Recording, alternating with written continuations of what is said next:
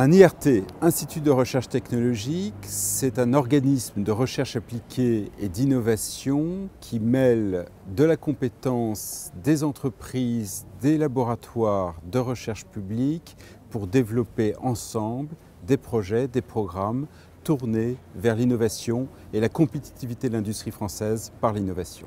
En 2010, l'État a lancé un appel à projets pour créer des IRT sur le territoire français. Dans ce cadre-là, 8 IRT ont été créés et un pour la filière ferroviaire française, Ralenium. Les objectifs, j'en ai deux. Le premier objectif, c'est celui de la compétitivité industrielle française.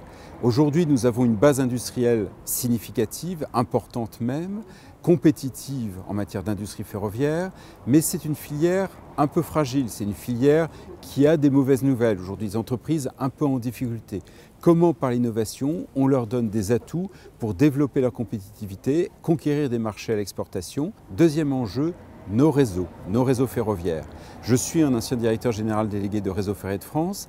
Nous n'innovons pas assez sur les réseaux ferroviaires. Comment aider les gestionnaires de réseau avec la SNCF, avec la RATP, avec par exemple aussi les nouveaux gestionnaires en PPP des lignes nouvelles Tours-Bordeaux ou Nîmes-Montpellier, les aider à conquérir de la performance au service du transport, au service du RER du demain, du TGV de demain.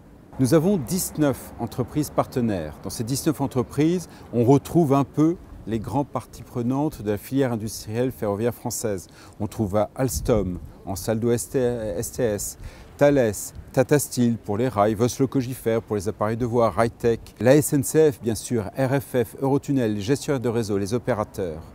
Maintenant, il faut, pour ce premier cercle, continuer à l'élargir, à l'enrichir. Pour moi, quelques cibles prioritaires dans l'industrie. Nous n'avons pas de PME autour de nous. Il faut vraiment faire monter des PME et aider ces PME à grandir, à innover dans la filière ferroviaire française. Nous n'avons pas ou pas assez de constructeurs de matériel roulant. Nous n'avons pas Bombardier, Faivelet. Nous n'avons pas d'exploitants urbains. Et Dieu sait si les enjeux du développement du ferroviaire urbain sont importants en France et dans le monde aujourd'hui. Nous avons commencé avec un premier book projet de 14 projets, 13 de recherche et développement, 1 en termes de moyens d'essai.